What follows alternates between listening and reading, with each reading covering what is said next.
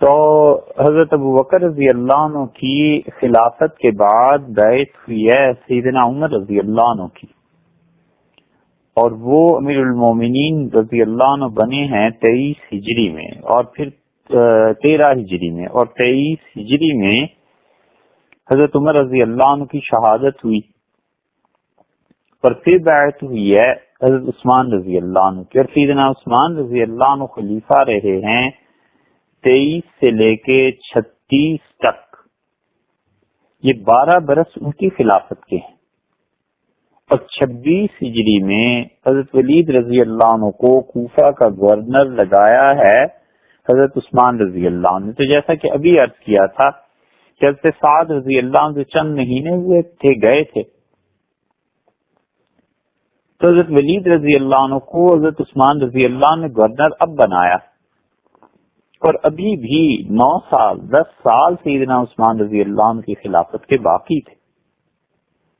بعض ایسے ہیں جنہوں نے امیر المومنین عثمان رضی اللہ عنہ پر اعتراض کیا کہ انہوں نے اتنے چھوٹے عہدے سے اٹھا کر ایک دم سے حضرت ولید رضی اللہ عنہ کو کوفہ کا گورنر بنا دیا، اور سیاسی غلطی کی، اور اپنا بھائی تھا اس لیے بنا دیا۔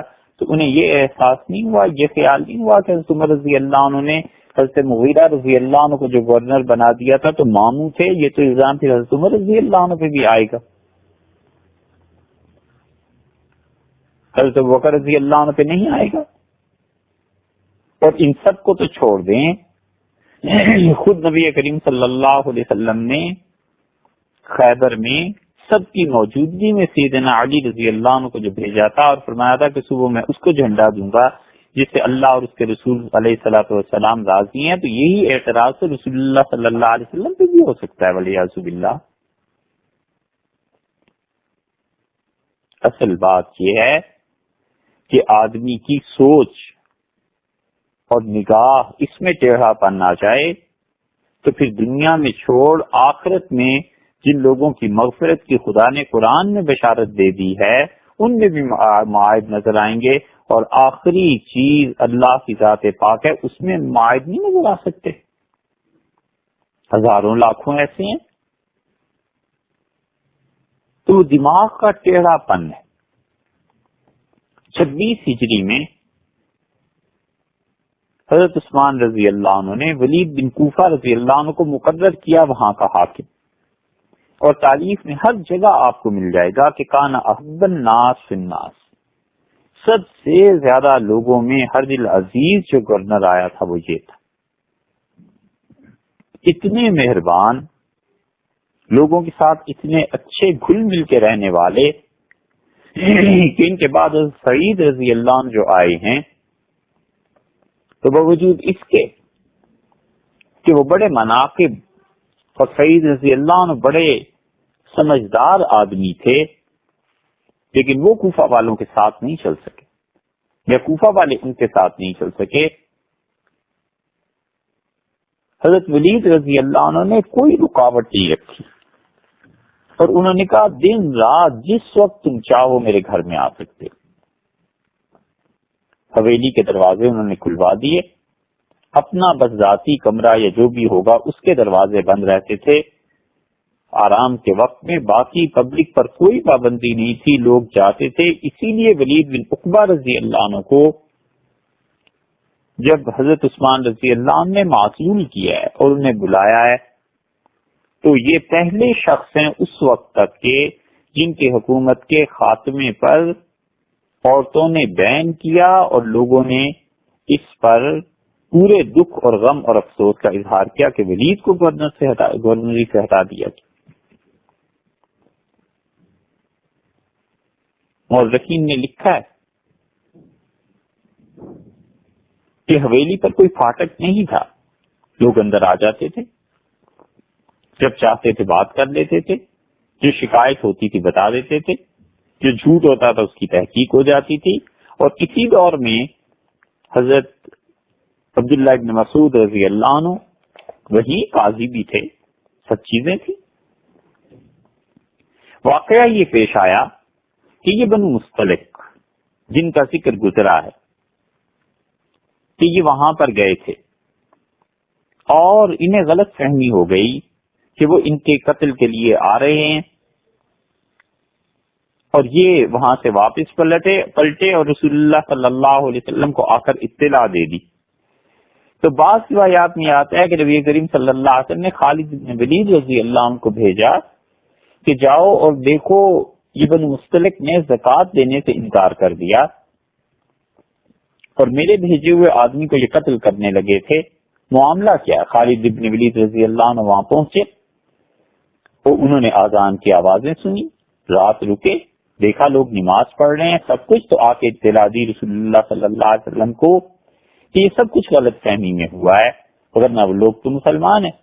اور بعض میں آتا ہے کہ خالد رضی اللہ عنہ کے آنے سے پہلے وہ لوگ پہنچ گئے تھے، تو یہ اگر ولیعذ باللہ ولید رضی اللہ عنہ فاسق ہوتے تو رسول اللہ صلی اللہ علیہ وسلم آخر کچھ تو پوچھ گچھ کرتے کہ بھی اتنی بڑی بات تم نے بغیر تحقیق کے کیسے کہہ دی۔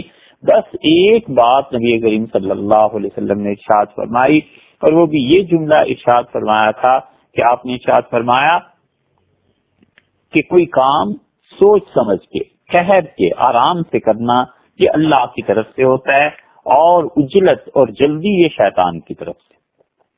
ہمارے یہاں بھی محاورے میں بولتے ہیں اور کہتے ہیں جلدی کا کام شیطان کا، تو اس کی اصل یہی حدیث ہے کہ رسول اللہ صلی اللہ علیہ وسلم نے اس موقع پر گویا تنبیہ فرما دی کہ جلدی نہیں کرنی چاہیے تھی۔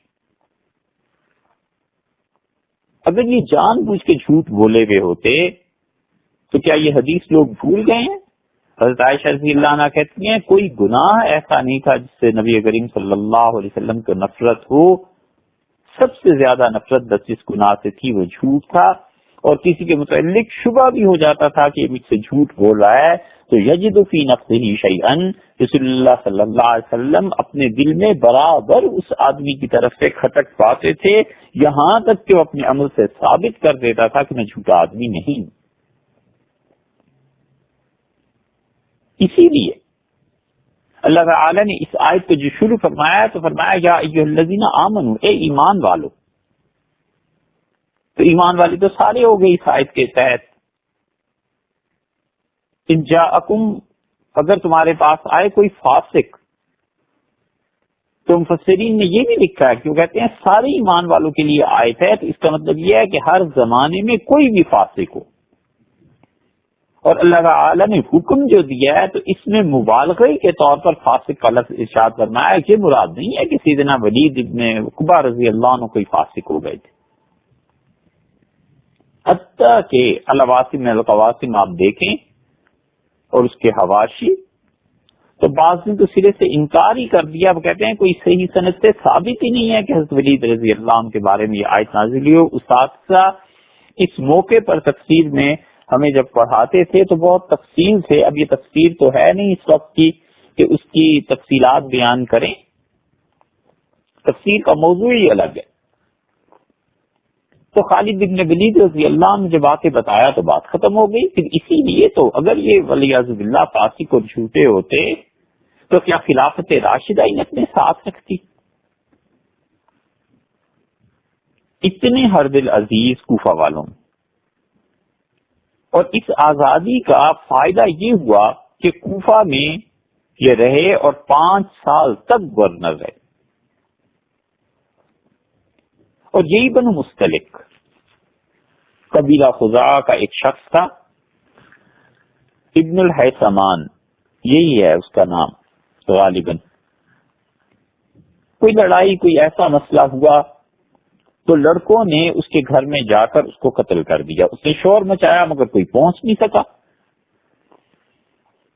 ایک اور صاحب تھے ابو شریح رضی اللہ عنہ، وہ شریح اور ہیں، یہ اور ہیں، قاضی جو تھے شریح وہ اور ہیں۔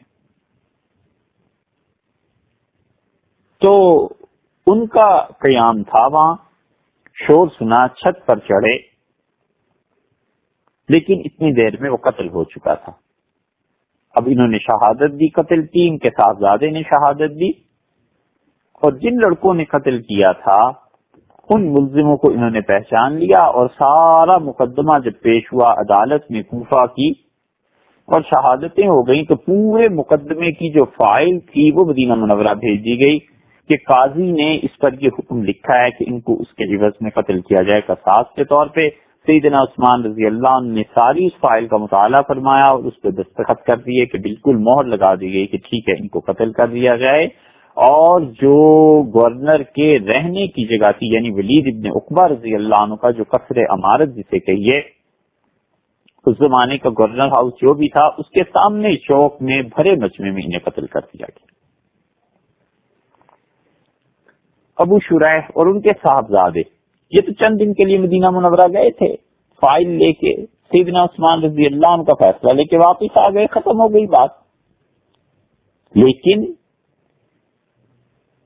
یہ جو بنو خزاعہ تھے ان لوگوں کے دل میں ولید رضی اللہ عنہ کے لیے کینہ بیٹھ گیا. ابن خلدون نے بڑی صراحت سے یہ چیزیں لکھی. پہلے سے مستلق کی بات چلی آتی تھی, پھر خزاعہ کی بات آ گئی, تو غالباً ان کا خیال ہوگا کہ گورنر اگر اس معاملے میں کوئی دخل لیتا تو شاید جان بچ جاتی ان لوگوں کی. لیکن خلافت راشدہ ساری کی ساری بغیر کسی استثناء کے مثالی دور تھا اسلام کا. ایک ایک چیز, ایک ایک حکم, ایک ایک بات وہاں ایک ایک کی شکایت سنی جاتی تھی. حتیٰ کہ آپ نے دیکھا ہے سیدنا فاروق اعظم رضی اللہ عنہ کہہ رہے ہیں کہ یہ کوفہ والوں تمہارا آنا اور ساتھ کی اس موقع پہ شکایت مجھے پتہ ہے یہ تمہاری شرارت ہے, لیکن اس کے باوجود میں تمہاری بات سنوں گا. اور ایک چیز یہ پیش آ گئی کہ بنو تغلب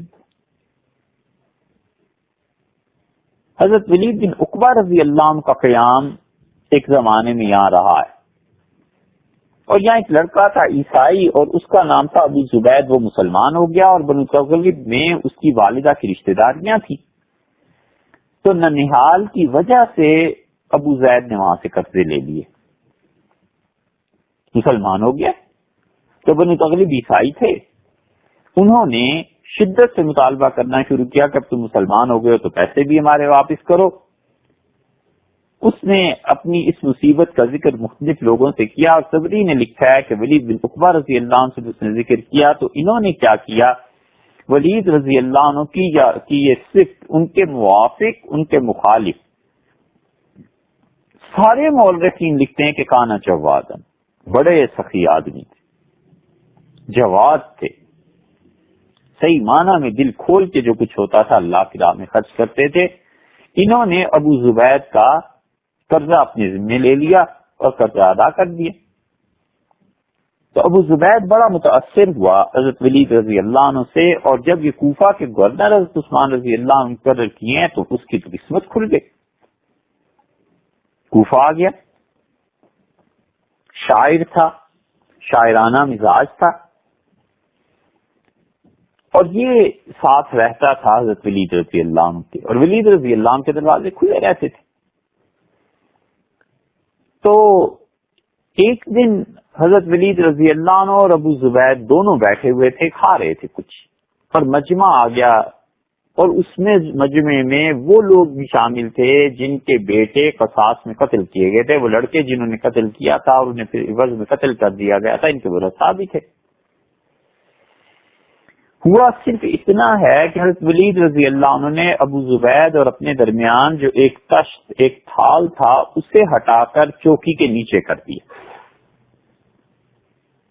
یہ جو آنے والے تھے انہوں نے آپس میں ایک دوسرے کو دیکھا, اور اس مجمع نے آپس میں کہا کہ کوئی نہ کوئی تو چیز ایسی ہے جو اٹھا کر ہم سے چھپا دی گئی ہے. اور یہ بات کا بتنگڑ ایسے بنا کہ انہوں نے باہر آ کے کہا جی دیکھو ہم نے خود دیکھا ہے کہ ولید اور ابو زبید یہ دونوں شراب پی رہے تھے. یہ بات جب پبلک میں چلی تو تھوڑی دیر میں مجمع بہت زیادہ بڑھ گیا. ولید رضی اللہ عنہ اب جو مجمع اتنا دوبارہ دیکھا تو حیران ہوئے, انہوں نے پوچھا بھی کیا ہوا ہے, کیسے آ گئے؟ لوگوں نے کہا آپ شراب پیتی اور ابو زبید بھی, یہ آپ کی دوستی ہے. تو حضرت ولید رضی اللہ عنہ نے چوکی کے نیچے سے وہی تشت, وہی تھال نکالا, ان کے سامنے رکھ دیا اور فرمایا یہ دیکھ لو یہ ہے شراب, اور اس میں انگور کے خوشے تھے. اور ولید رضی اللہ عنہ کا کہ میں اور یہ انگور کھا رہے تھے, آپ لوگ جب تشریف لائے تو انگور ختم ہو گئے تھے، بکھرے ہوئے چند دانے رہ گئے تھے، تو میں نے اس خیال سے یہ سوچ کے اسے پرے کر دیا کہ میں آپ کی کوئی مہمان نوازی کر نہیں سکتا، تو بری بات ہے کہ میں آپ کے سامنے یہ انگور کے یہ جو بکھرے ہوئے دانے ہیں یہ رکھوں۔ اب جو ان میں عقل مند لوگ تھے انہوں نے ان کو ڈانٹا جو اس شراب نوشی کی تشہیر کر رہے تھے کہ جناب یہاں تو شراب پی جا رہی ہے، بیٹے ان کے اپنے قتل ہوئے ہوئے تھے اور وہ بھی قتل کے عوض میں، اور فیصلہ آیا تھا مدینہ منورہ سے، اور ولید بن عقبہ رضی اللہ عنہ پر یہ الزام انہوں نے لگایا کہ یہ شراب پی رہے تھے۔ ولید رضی اللہ عنہ کا حق بنتا تھا کہ اگر وہ انہیں پکڑ لیتے کہ تم نے جھوٹا الزام لگایا ہے، اور جاتے وہ مقدمہ ہو جاتا اور سیدنا عثمان رضی اللہ عنہ تک بات پہنچتی تو پھر بات کہاں تک پہنچ سکتی تھی، مگر حکمرانی کا انداز انہیں آتا تھا، انہوں نے اس بات کو ٹال دیا اور کوئی انہوں نے شکایت کسی سے نہیں کی، غلط فہمی قرار دے کے ولید بن عقبہ رضی اللہ عنہ خاموش ہو گئے۔ انہی میں سے ایک آدمی اٹھا اور اس نے جا کر حضرت عبداللہ ابن مسعود رضی اللہ عنہ کے کان بھرنے کی کوشش کی کہ ولید شراب پیتے ہیں۔ یہ قصہ پہلے گزر چکا، تو ولید رضی اللہ عنہ ابن مسعود رضی اللہ عنہ کا ہمارے سامنے کوئی ایسی چیز نہیں آئی گئی، اور میرا یہ کام نہیں ہے کہ اندر جا کر ٹوہ لگاتا رہوں اور ٹٹولتا رہوں کہ کون آدمی کیا کر رہا ہے، کیونکہ باقاعدہ طور پر یہ دعویٰ نہیں تھا، صرف لوگوں نے آ کر چغلی کھائی تھی سیدنا ابن مسعود رضی اللہ عنہ کے سامنے، تو انہوں نے بھی اس معاملے کو ٹال دیا۔ لیکن جب ولید رضی اللہ عنہ کو پتا چلا کہ یہ بات ابن مسعود رضی اللہ عنہ تک پہنچ گئی ہے، تو انہوں نے اس بات کی شکایت کی کہ میرے اس معاملے کو جب وہاں تک پہنچا دیا گیا تھا تو ابن مسعود رضی اللہ عنہ نے قاضی ہونے کی حیثیت سے الزام کی تحقیق کیوں نہیں کی، اور میرے متعلق یہ الزام سن کے معاملے کو ٹال کیوں دیا۔ یعنی مراد یہ تھی کہ ابن مسعود رضی اللہ عنہ کو چاہیے تھا کہ ان لوگوں پر تہمت لگانے کی کوئی سزا مقرر کرتے۔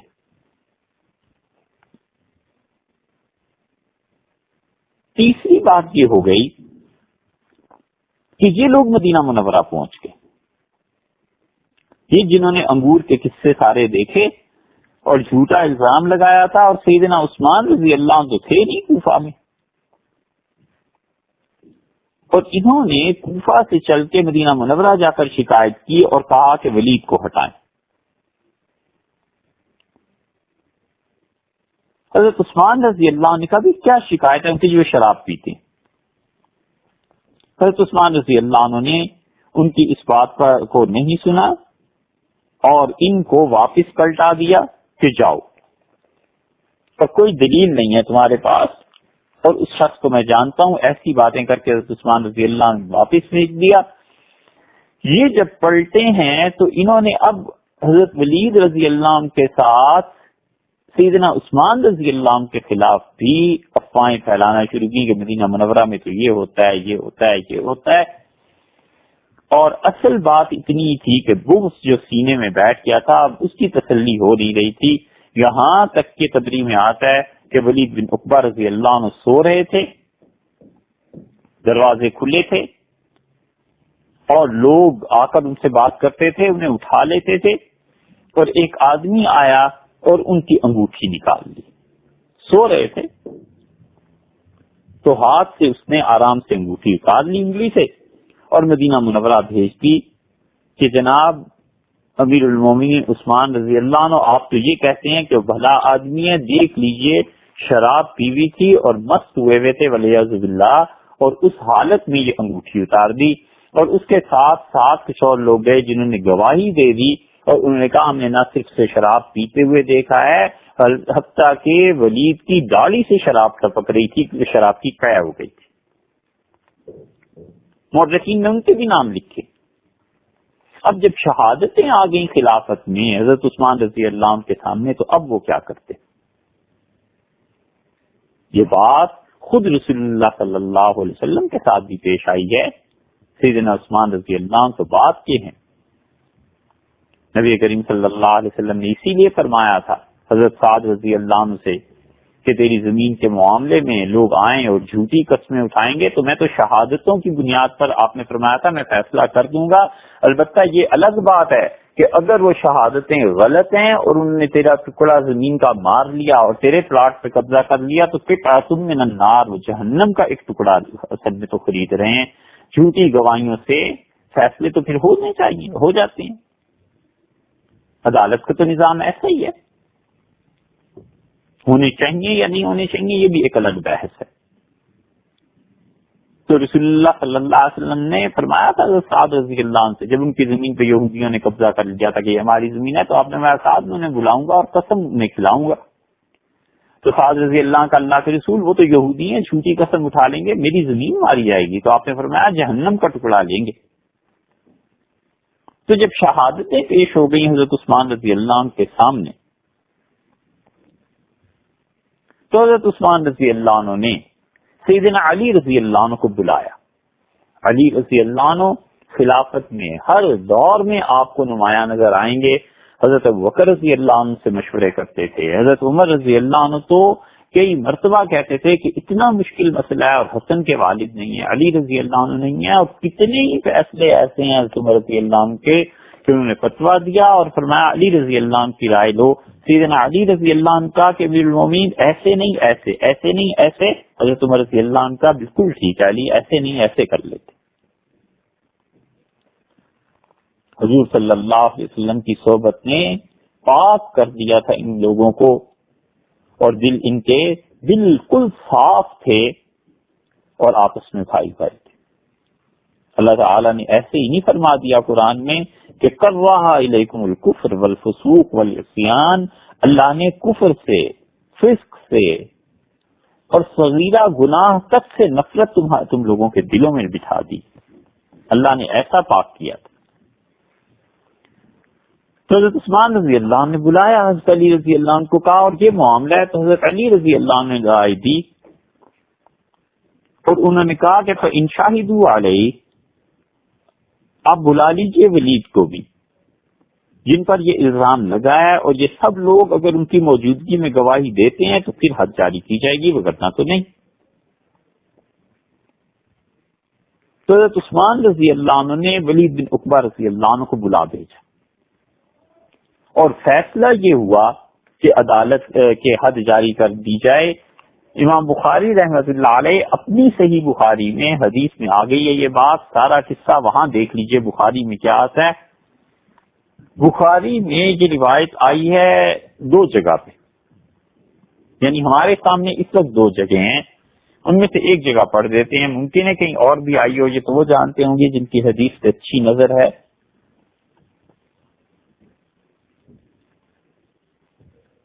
اور امام بخاری رحمۃ اللہ علیہ نے کہا کہ یہ بات بیان کی ہے یونس نے، آگے روایت میں ان کا نام آ رہا ہے، اور یہ شہاب زہری رحمۃ اللہ علیہ کی روایت جن کے پیچھے اب لوگ پڑ گئے.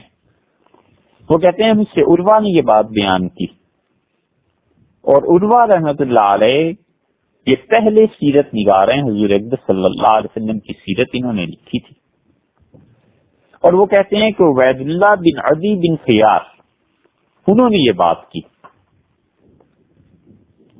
عبید اللہ بن عدی بن خیار یہ ہیں حضرت عثمان رضی اللہ عنہ کے عزیز،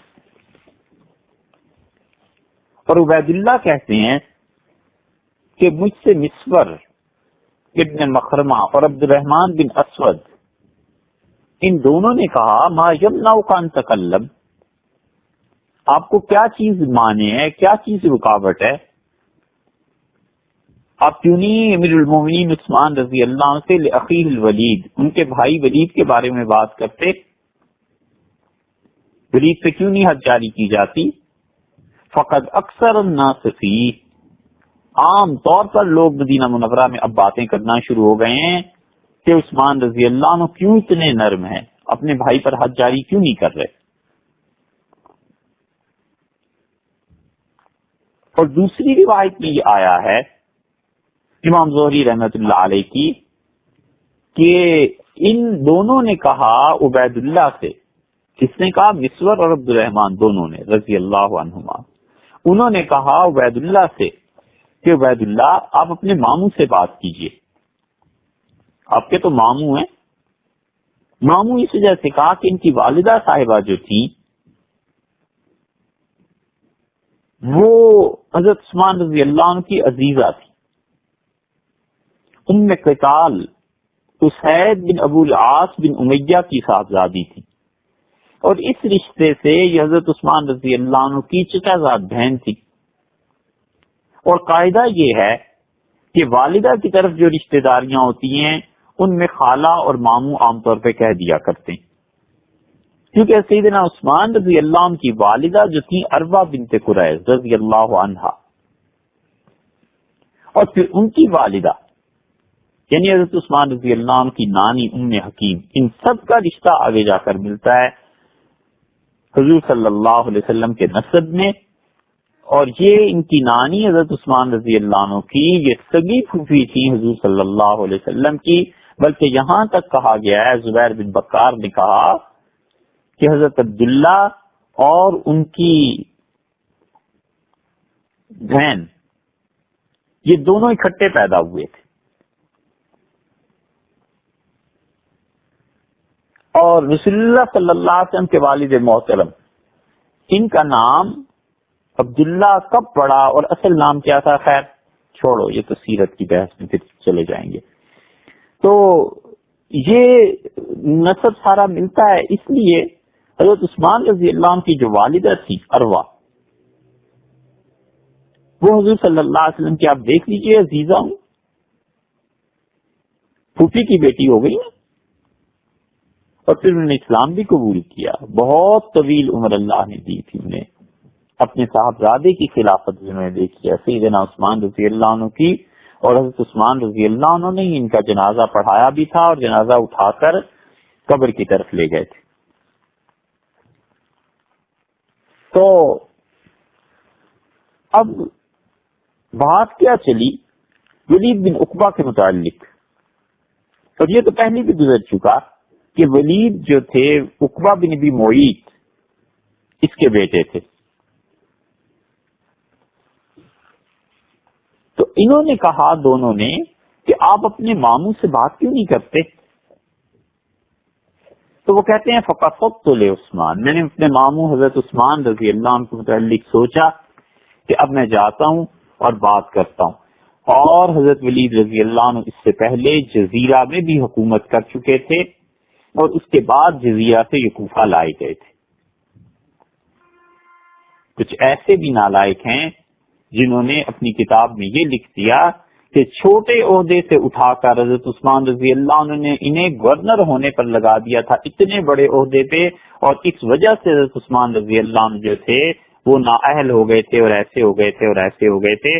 انہیں پتہ ہی نہیں ہے کہ ولید رضی اللہ عنہ جو تھے ان پر شراب نوشی کا یہ الزام کیسے لگا، اور نہ انہوں نے اصل میں حدیث کا مطالعہ کیا تھا. تو انہوں نے کہا میں نے سوچا، عبید اللہ کہتے ہیں میں نے سوچا کہ ماموں آئیں تو میں ان سے بات کرتا ہوں. حتی خرج الی الصلاۃ، یہاں تک کہ وہ نماز کے لیے تشریف لائے. اب یہ گورنر خیال میں رہے کہ بنے ہیں حضرت عثمان رضی اللہ عنہ نے بنایا ہے حضرت عمر رضی اللہ عنہ کی وصیت کی وجہ سے. تو حضرت عثمان رضی اللہ عنہ نے سعد رضی اللہ عنہ کو نہیں، حضرت عثمان رضی اللہ عنہ نے سعد رضی اللہ عنہ کو گورنر بنایا ہے حضرت عمر رضی اللہ عنہ کی وصیت کی وجہ سے، اور پھر ابن مسعود رضی اللہ عنہ کے وہ مقدمہ اور وہ ان معاملات کی وجہ سے انہوں نے ہٹا دیا اور ولید رضی اللہ عنہ کو بنا دیا تھا. پھر اپنے بھائی ولید پر جب یہ الزام لگا ہے تو حضرت عثمان رضی اللہ عنہ نے ولید کو مدینہ منورہ بلا لیا. اور حضرت عثمان رضی اللہ عنہ ایسے نہیں تھے کہ اپنے بھائی کی وجہ سے انصاف کا خون کر دیتے. لوگوں کو اس پر تھا کہ حد جاری کیوں نہیں کی جا رہی. یہ ایک مسلمان زندہ معاشرہ ہے اور زندہ معاشروں میں یہ ہوا کرتا ہے، اور زندہ معاشروں میں حکومتیں جبر، فوج، پولیس سے کام لے کے لوگوں کی زبانیں نہیں بند کرایا کرتی.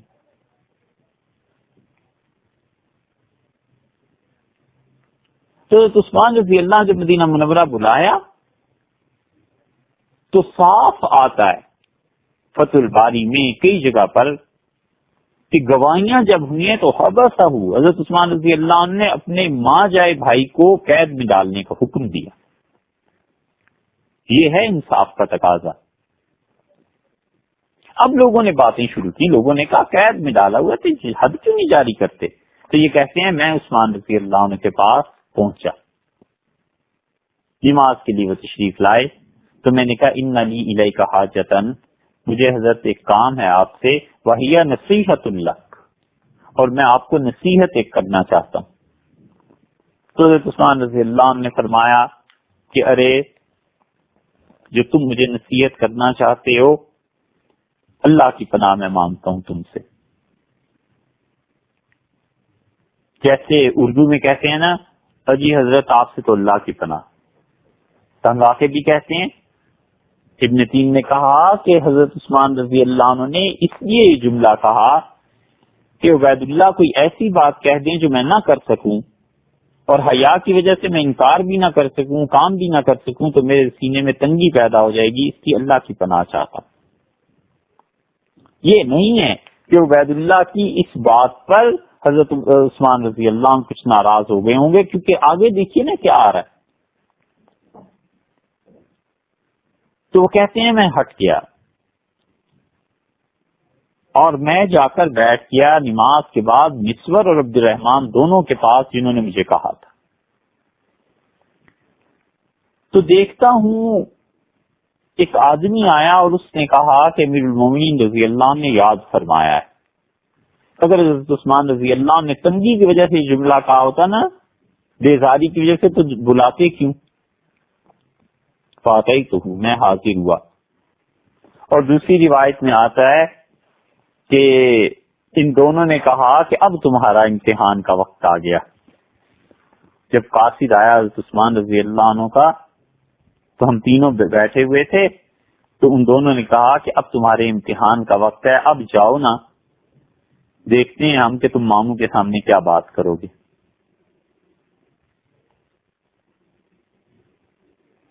تو حضرت عثمان رضی اللہ عنہ نے فرمایا کہ وہ جو آپ مجھے نصیحت کر رہے تھے وہ کر دیں. ایسے اچھے خلفاء تھے. یہ ہے اسلام کا مثالی دور، اور یہ ہے انصاف جو سوسائٹی اور معاشرے کی جان ہوتی ہے. اور جس ملک میں، جس معاشرے میں انصاف نہیں رہتا، حقیقت میں وہ معاشرہ اس قابل ہی نہیں ہے کہ وہاں کوئی شریف آدمی زندگی گزارے. وہ جانوروں کا راج ہوتا ہے، انسان نہیں ہوتے تھے. تو میں نے عرض کیا کہ اللہ تعالی نے حضور صلی اللہ علیہ وسلم کو سچ کے ساتھ مبعوث فرمایا تھا، اور اللہ نے نبی کریم صلی اللہ علیہ وسلم ہی پر اپنی کتاب نازل فرمائی تھی، قرآن کریم. اور آپ ان لوگوں میں سے ہیں میرے ماموں جنہیں اللہ اور اس کے رسول صلی اللہ علیہ وسلم نے قبول فرمایا. فہاجرت الحجرتین، اور آپ تو ایسی ہستی ہیں ماموں، آپ نے 2 ہجرتیں اللہ کی راہ میں کی، یعنی ہجرت حبشہ کی اور دوسری ہجرت آپ نے کی تھی مدینہ منورہ. وصحبت رسول اللہ صلی اللہ علیہ وسلم، اور آپ کی شان ایسی ہے کہ رسول اللہ صلی اللہ علیہ وسلم کی صحبت مبارکہ آپ کو نصیب رہی ہے. ورأیت ہدیہ، اور آپ نے رسول اللہ صلی اللہ علیہ وسلم کا طریقہ بھی تو دیکھا ہے، سیرت بھی تو دیکھی ہے، آپ تو ساتھ رہے ہیں اس پاک ہستی کے. وقد اکثر الناس فی شان الولید، مدینہ منورہ میں لوگ عام طور پہ اب بات کرنے لگ گئے ہیں کہ ولید پہ حد کیوں نہیں جاری کی جاتی.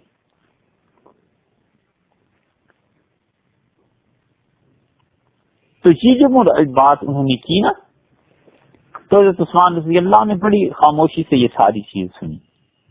اور پھر اب امیر المومنین رضی اللہ عنہ بولے اپنی باری پہ اور پوچھا کہ ادرکت رسول اللہ صلی اللہ علیہ وسلم، عبید اللہ کیا تم نے رسول اللہ صلی اللہ علیہ وسلم کو دیکھا ہے؟ تو عبید اللہ رحمۃ اللہ علیہ کہتے ہیں میں نے کہا نہیں. یہ جو حضرت عثمان رضی اللہ عنہ نے پوچھا ہے نا، اس کی وجہ یہ ہے کہ عبید اللہ جو تھے وہ رسول اللہ صلی اللہ علیہ وسلم کی حیات طیبہ میں پیدا ہو چکے تھے. تو حضرت عثمان رضی اللہ عنہ جانتے تھے کہ یہ صحابی نہیں ہیں، انہوں نے رسول اللہ صلی اللہ علیہ وسلم کو نہیں دیکھا. پوچھ یہ رہے ہیں کہ تم نے ان سے کچھ سنا ہے یا نہیں، کوئی روایت رسول اللہ صلی اللہ علیہ وسلم کی تمہارے پاس ہے یا نہیں. اور ایسی طرح دیکھنا کہ تمہیں صحابہ رضی اللہ عنہ میں شمار کیا جائے.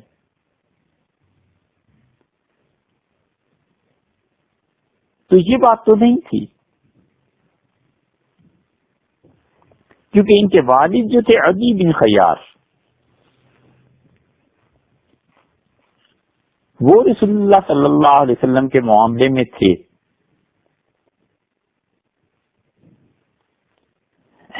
عدی بن خیار جو تھے، ان کا انتقال کس پہ ہوا ہے؟ شہادت غالباً اسلام ہی پہ ہوئی ہے. اگرچہ ابن معقول وغیرہ کا خیال یہ ہے کہ وہ کافر تھے، لیکن خیال یہ آتا ہے کہ وہ تو صحابی تھے رضی اللہ عنہ.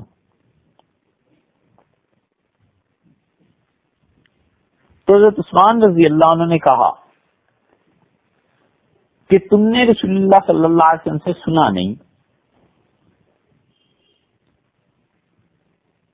تو انہوں نے کہا نہیں، لیکن نبی کریم صلی اللہ علیہ وسلم نے جو علم چھوڑا ہے وہ علم کوئی چھپی ہوئی چیز نہیں تھی، وہ علم عام ہوا ہے.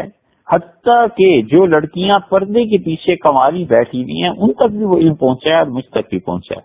قال اما بعد، امیر المومنین رضی اللہ عنہ نے میرے اس جواب پر فرمایا فإن اللہ بعث محمدا صلی اللہ علیہ وسلم بالحق، بلا شبہ میرے بھانجے حضور صلی اللہ علیہ وسلم سچائی کے ساتھ آئے تھے، اور بلا شبہ میں ان لوگوں میں سے ہوں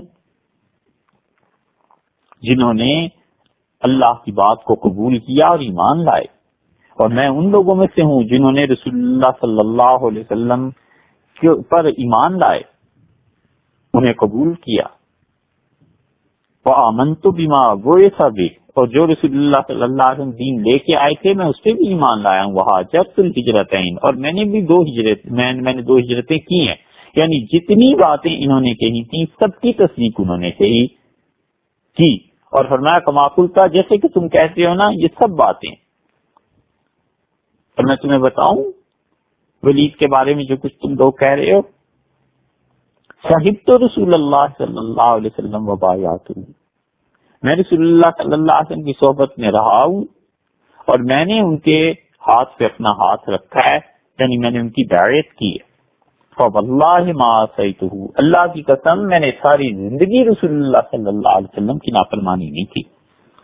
ولا غششتہ، کبھی نبی کریم صلی اللہ علیہ وسلم کو میں نے دھوکہ نہیں دیا. حتی توفاہ اللہ، یہاں تک کہ اللہ نے اپنے پاس انہیں بلا لیا.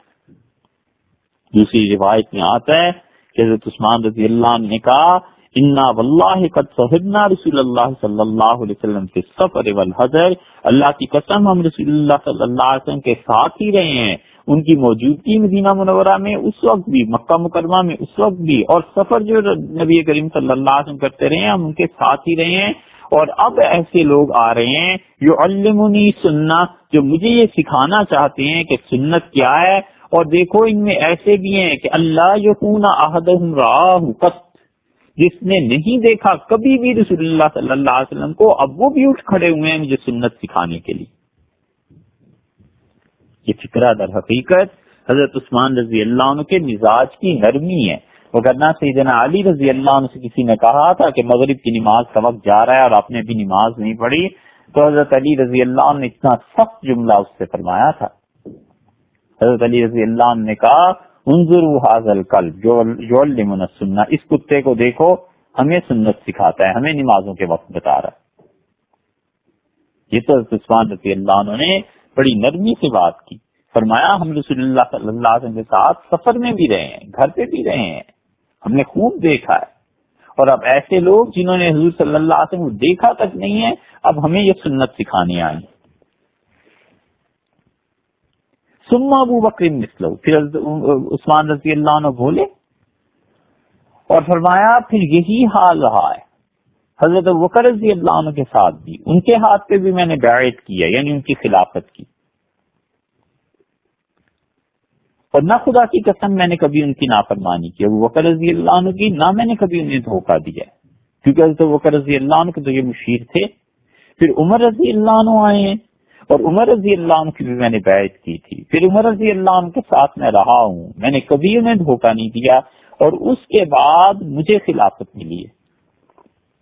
افلیس لی من الحق مثل الذی لہم، تو دیکھو جتنا ان خلفاء کا، ان تینوں حضرات کا، یعنی حضور صلی اللہ علیہ وسلم اور پہلے خلیفہ ابو بکر، دوسرے خلیفہ عمر رضی اللہ عنہما، ان سب حضرات کا جتنا مجھ پہ حق بنتا تھا، کیا میرے بھانجو چھوٹو میرا اتنا بھی حق تم پہ اب آج نہیں بنتا؟ تو عبید اللہ کہتے ہیں میں نے کہا حضرت کیوں نہیں، بڑا حق بنتا ہے آپ کا۔ تو ارشاد فرمایا یہ پھر کیا باتیں ہیں جو مجھ تک پہنچ رہی ہیں تم لوگوں کی زبانوں سے نکلی بھی، یہ کیا جملے بول رہے ہو، مدینہ منورہ میں لوگ کیا بات کر رہے ہیں؟ اما ما ذکرت من شان الولید، جہاں تک ولید کے مقدمے کا تعلق ہے، فَسَنَأْخُذُ فِيهِ بِالْحَقِّ انشاءاللہ، اگر اللہ نے چاہا تو انشاءاللہ میں پورا صحیح فیصلہ اس پہ کروں گا۔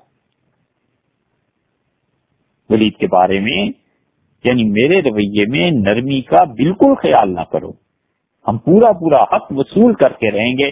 شہادتیں تو ہو چکی تھی، حضرت عثمان رضی اللہ عنہ نے ولید سے کہا رضی اللہ عنہ سے کہ تمہارے خلاف شہادتیں ہوئی ہیں، اور حضرت عثمان رضی اللہ عنہ نے گواہوں پر جرا بھی کی، اسی لیے مسعودی نے لکھا ہے کہ قال الذین شاہدوا، جن لوگوں نے آ کر حضرت عثمان رضی اللہ عنہ کے سامنے ولید کے لیے گواہی دی کہ انہوں نے شراب پی اور پھر قے ہو گئی اور شراب ٹپک رہی تھی داڑھی سے، حضرت عثمان رضی اللہ عنہ کا وما یدریکم انہ شرب الخمر، تمہیں کیسے پتا ہے کہ انہوں نے شراب پی؟ تو جو چیز پی رہے تھے تمہیں کیا معلوم وہ کیا تھی؟ انہوں نے کہا یہ وہی چیز تھی جو ہم جاہلیت کے دور میں شراب پیا کرتے تھے، یہ ہے۔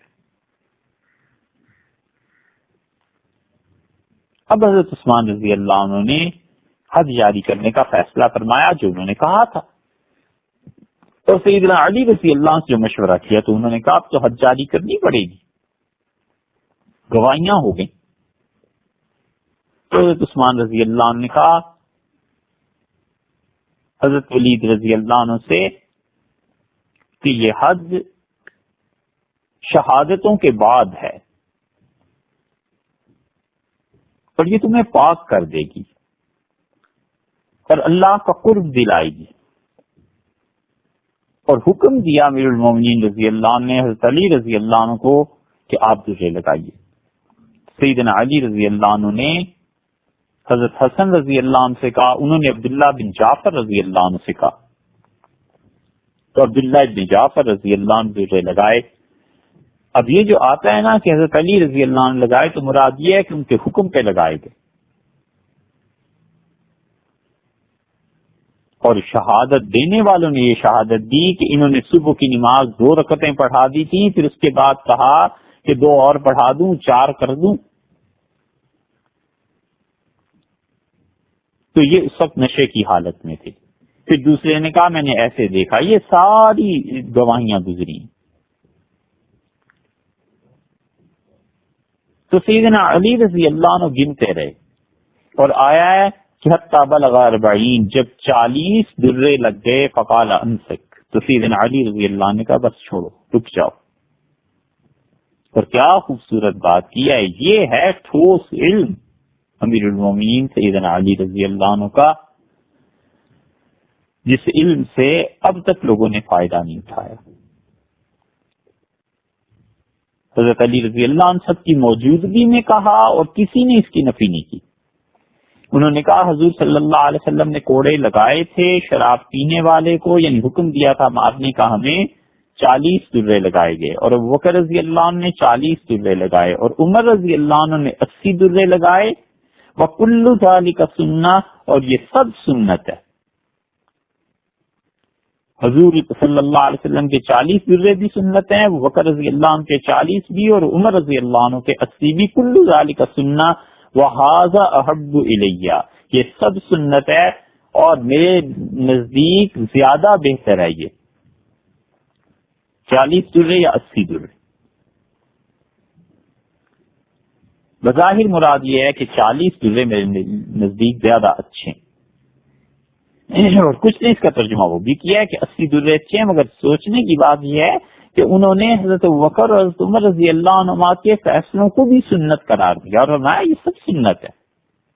اس سے معلوم ہوا کہ سنت صرف حضور صلی اللہ علیہ وسلم ہی کے طریقہ نہیں ہے، ان کے بعد خلافت راشدہ کے وہ جو فیصلے ہیں وہ بھی سنت میں شامل ہیں۔ اس لیے ہم کہتے ہیں کہ اسلام مکمل نہیں ہو سکتا صرف نبوت سے، نبوت اور اس کے جمع کیجئے خلافت راشدہ کو، پھر اسلام پورا ہوتا ہے۔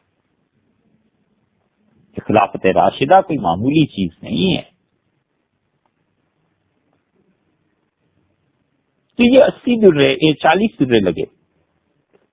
امام بخاری رحمۃ اللہ علیہ یہاں لائے ہیں اس روایت میں کہ فجلدہ 80 درے لگے، لیکن اس سے زیادہ صحیح تر روایات وہ ہیں جن میں 40 دروں کا ذکر ہے۔ اسی لیے حافظ ابن حجر رحمۃ اللہ علیہ نے معمر کی روایت کو جس میں 40 دروں کا ذکر ہے اس کو لکھا ہے اور فرماتے ہیں کہ حاضر روایت اصح من روایت یونس، یہ جو 40 درے والی روایت ہے یہ زیادہ صحیح ہے بنسبت 80 کے۔ حافظ ابن حجر رحمۃ اللہ اس کی تصریح کی ہے۔ اس لیے صرف یہی نہیں ہے کہ بخاری میں یہ حدیث آ گئی، بڑی مشکل پیش آ جاتی ہے اگر کوئی شخص صرف تفسیر جانتا ہے اور اس کی حدیث پہ نظر نہیں ہے، اور کسی کی حدیث پہ نظر ہے اور تفسیر نہیں جانتا، اور کسی کی دونوں پر نظر ہے اور وہ تاریخ نہیں جانتا، اور کسی کی تاریخ پہ نظر ہے اور یہ دونوں نہیں جانتا، اور کسی کی تاریخ پہ بھی نظر ہے اور وہ لغت نہیں جانتا، اور جس کی ان چاروں پر بھی نظر ہے تفسیر، حدیث، لغت اور فقہ نہیں جانتا، اور کسی کی پانچوں پہ نظر ہے کہ تفسیر، حدیث، فقہ، لغت سب پڑھا ہوا ہے، اور وہ انسان نہیں بنا، اس کی اصلاح نہیں ہوئی، تقوی اس میں نہیں ہے، دیانت اس میں نہیں ہے، کہیں جا کر اس کی تربیت نہیں ہوئی بھی، جس کو آپ تصوف کہتے ہیں، تزکیہ کہتے ہیں، کوئی نام اس کا کر لیجئے، ناموں سے کیا بحث ہے، وہ شخص قابل اعتبار نہیں۔ حدیث، تفسیر، حدیث، اس کے اصول، فقہ اس کے اصول، تاریخ، تصوف، لغت، یہ 6-7 علوم جو ہیں بنیادی چیزیں ہیں۔ آدمی کو جب تک ان میں معتدہی واقفیت نہ ہو اور ان چیزوں کو پڑھا لکھا نہ ہو، بلکہ زندگی اس میں نہ کھپائی ہوئی ہو، نہ اللہ کے دین میں رائے دے، اپنی عاقبت کی فکر کرے، چپ رہے۔ حرام ہے ایسے لوگوں کے لیے بولنا۔ مت شریعت پر بحث کریں اور مت اپنی رائے دیں جن لوگوں کو بنیادی طور پر ان علوم کا علم ہی نہیں۔ اور ان سب چیزوں کے ساتھ ساتھ ایک اور چیز بھی ہے، اور وہ ہے جس کو فقہا کہتے ہیں کہ عارف بے زمانی ہی، وہ اپنے زمانے کے حالات کو بھی جانتا ہو، زمانے کے حالات پہ اس کی نبض بھی ہو۔ تو اس وقت کتنے امت میں افراد ہوں گے، آپ کا کیا خیال ہے، جنہیں تفسیر اور اصول تفسیر، حدیث اور اصول حدیث، فقہ اور اصول فقہ، تاریخ اور اس کے اصول، لغت اور تزکیہ، اور پھر اپنے زمانے کے حالات، اونچ نیچ، یہ ساتوں چیزیں جن میں جمع ہو گئی ہوں۔ قبروں کا نہیں کہہ رہا کہ قبریں تو بہت مل جائیں گی جن میں وہ ہستیاں دفن ہو گئیں جنہیں یہ ساتھ کیا اس سے بھی زیادہ علوم آتے تھے، زندوں میں اب کتنے ملتے ہیں۔ اور اس کے باوجود ہر آدمی مفتی ہے، اور ہر آدمی مفکر اسلام ہے، اور ہر آدمی حدیث کے مطابق بس بات کرے گا۔ بخاری میں یہ آیا ہے، مسلم میں یہ آیا ہے، یہ بھی تو بخاری کی روایت ہے کہ 80 درے لگے۔ حافظ ابن حجر رحمۃ اللہ علیہ نہیں، بہت سے کہہ رہے ہیں، وہ کہتے ہیں بخاری کی اس روایت سے زیادہ صحیح روایت ہوا ہے جس میں آپ کی 40 درے لگے۔ فلما بلغ 40، جب 40 درے لگے، فقال له امسک، تو سیدنا علی رضی اللہ عنہ کا بس کرو، یہ تھی وہ قصہ جس کے متعلق یہ امام بخاری رحمۃ اللہ علیہ نے صحیح بخاری میں ذکر کیا. یہ وہ شہادتیں تھیں جو گزری ہیں ولید بن عقبہ رضی اللہ عنہ کے خلاف. اب اس میں بات یہ رہ جاتی ہے کہ جن لوگوں نے ولید بن عقبہ رضی اللہ عنہ کے خلاف گواہیاں دی ہیں، ظاہر ہے کہ انہوں نے جھوٹ بولا، اور جن لوگوں نے یہ لکھا ہے کہ 25 ہجری میں چھوٹے سے منصب سے اٹھا کر حضرت عثمان رضی اللہ عنہ نے ان کو سعد رضی اللہ عنہ کی جگہ کوفے جیسے بڑے اور اہم صوبے کا گورنر بنا دیا، وہ یہ بھول گئے کہ 25 ہجری کا یہ واقعہ ہے، اس کا کیا تعلق بنتا ہے حضرت عثمان رضی اللہ عنہ کی شہادت ہوئی ہے اس سے بھی 9 سال بعد جا کے. اور پھر ظلم یہ ہے کہ اس کے بعد یہ لکھنا کہ وہاں جا کر یہ راز فاش ہوا کہ یہ شراب نوشی کے عادی ہیں. کب وہ شخص شراب نوشی کا عادی تھا؟ اور اگر فرض کر لو ایک لمحے کے لیے کہ اس نے پی بھی تھی، تو کیا اس پہ حد جاری نہیں ہو گئی تھی؟ حد جاری ہو گئی تھی تو کیا وہ پاک نہیں ہو گیا تھا؟ ایک آدھ مرتبہ اگر کسی شخص نے کوئی کام کیا ہے، فرض کر لیجئے ولیعذ باللہ حضرت ولی رضی اللہ عنہ نے ایک مرتبہ فرض کر لیجئے ولیعذ باللہ انہوں نے پی لی تھی، تو کیا اس پر یہ کہا جائے کہ عادی تھے؟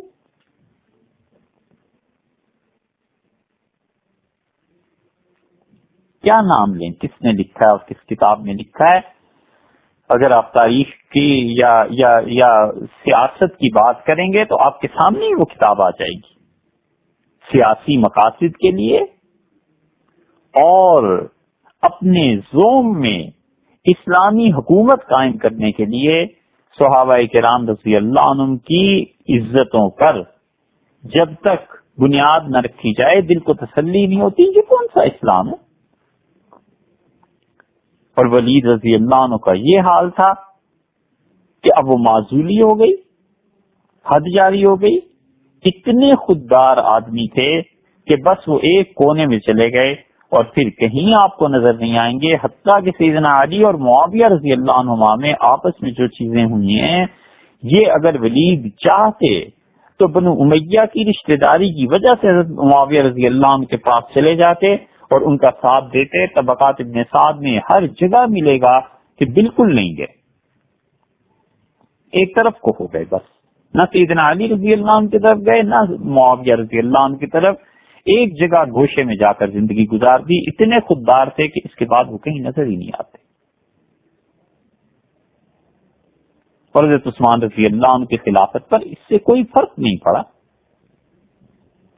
حضرت عثمان رضی اللہ عنہ نے اس کے بعد سعید بن العاص رضی اللہ عنہ کو گورنر مقرر کیا ہے. حضرت عثمان رضی اللہ عنہ کی خلافت کی بات آ ہی گئی ہے تو تھوڑی سی بات وہ بھی عرض کر دیں. یہ ہے ولید بن عقبہ رضی اللہ عنہ کی شخصیت. یہ تو بات ختم ہو گئی. حضرت عثمان رضی اللہ عنہ کے بعد سعید بن العاص رضی اللہ عنہ کو مقرر کیا تھا، اور سعید بن العاص رضی اللہ عنہ ایسے آدمی تھے کہ کوفہ میں قیادت انہوں نے بھی سنبھالی. نوجوان صحابہ رضی اللہ عنہ، سیدنا حسن اور یہ سیدنا حسین اور یہ عبداللہ ابن عباس اور یہ عبداللہ ابن عمر اور یہ عبداللہ ابن زبیر رضی اللہ عنہ، یہ سارے کے سارے ان کے ساتھ تھے. اور طبرستان کی جنگ میں اتنا سخت معرکہ ہوا کہ کچھ پتہ نہیں چلتا تھا کہ پانسا کدھر پلٹے گا، اور صلاۃ الخوف مسلمانوں کو صحابہ رضی اللہ عنہ کو پڑھنی پڑی اور اللہ نے فتح عطا فرمائی. حضرت سعید رضی اللہ عنہ پہنچے ہیں کوفہ، پوری مدارت کی، اہل کوفہ کے ساتھ بڑے بے تکلف ہوئے. بے تکلفی سے ان کو اپنے قریب آنے دیا،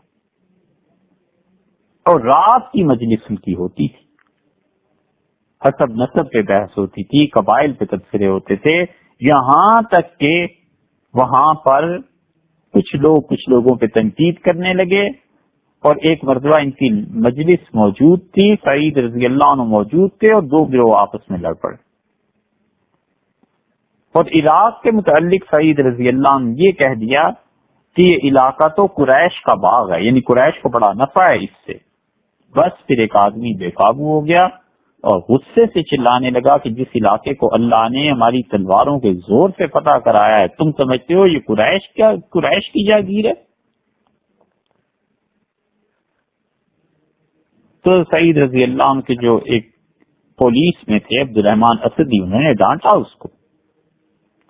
حضرت سعید رضی اللہ عنہ جب دیکھا کہ یہ کوفہ والے رات کی اس مجلس میں بھی میرے سامنے ہی لڑائیاں کرنے لگ گئے ہیں، تو انہوں نے اس کو بند کر دی.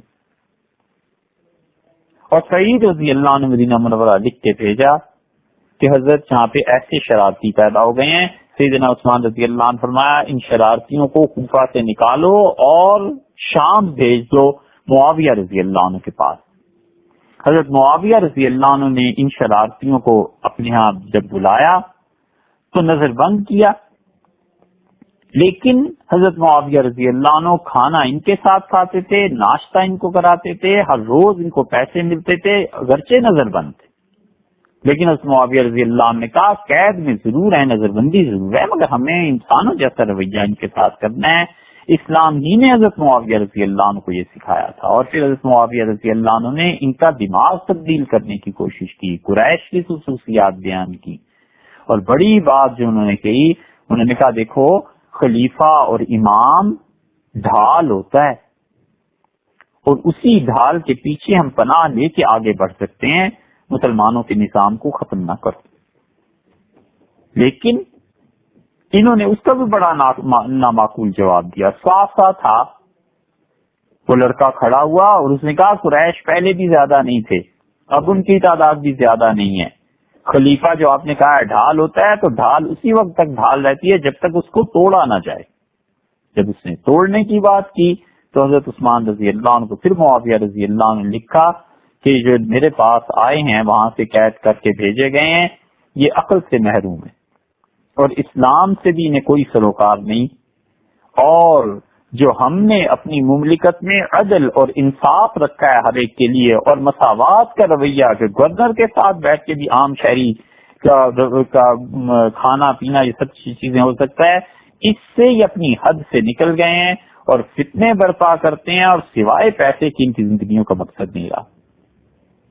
حضرت عثمان رضی اللہ عنہ نے ان ساری شکایات کے باوجود لکھا کہ انہیں کچھ نہ کہو، قید کافی تھی، ہمس بھیج دو خالد ابن ولید رضی اللہ عنہ کے پاس. خالد ابن ولید رضی اللہ عنہ کے صاحبزادے تھے ان کے پاس. خالد ابن ولید رضی اللہ عنہ کے بیٹے تھے عبد الرحمان بن خالد، ان کا رنگ اور تھا. انہوں نے پہلی مجلس میں ہی پوچھا کہ کون ہو بھائی، کیا مسئلہ ہے تمہارا، تم عرب ہو عجم ہو؟ اور پھر کہنے لگے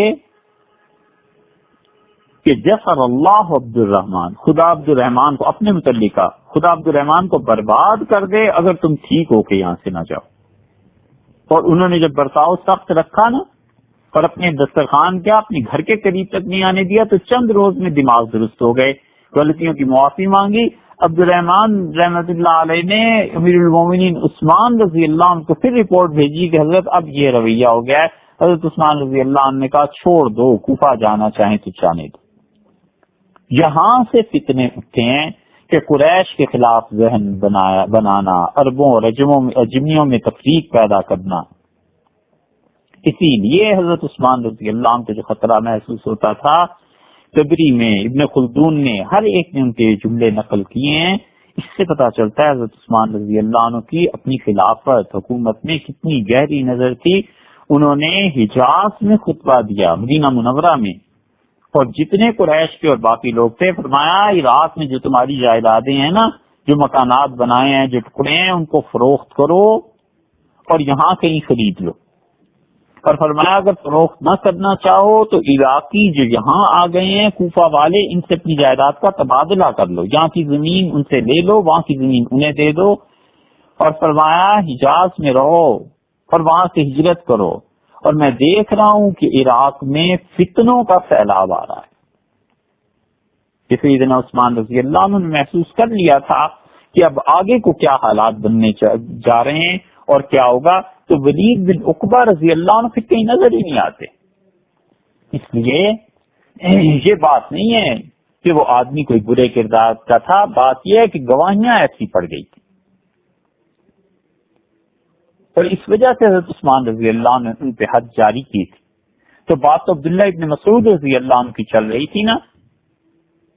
درمیان میں ولید بن عقبہ رضی اللہ عنہ کا ذکر آ گیا تو جو ان کے متعلق کچھ باتیں ایسی یا رویہ ایسا یا لہجہ ایسا رہا ہے اس کی وجہ یہ ہے کہ یہ ان کی گویا کی بات تھی جب ان پہ الزام لگا تھا کہ اس زمانے کی بات کو بیان کرتے ہوئے رویہ ایسا ہے. وگرنہ سیدنا ولید بن عقبہ رضی اللہ عنہ بھی ایسے ہی محترم تھے, صحابیت